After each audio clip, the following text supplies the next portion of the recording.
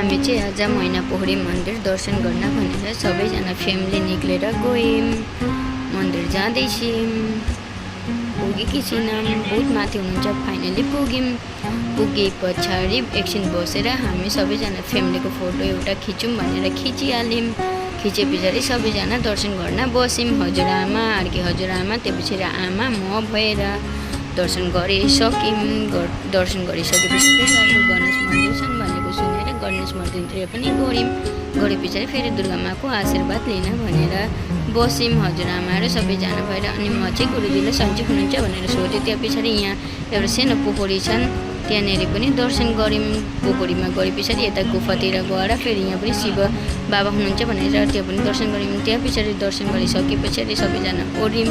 ओर्दै थुप्रोजना मान्छे देख्यौँ तल नमेर आउँदाखेरि। अनि यता हेर्नु न, थुप्रो मान्छे आउनु हुँदै रहेछ दर्शन गर्न भनेर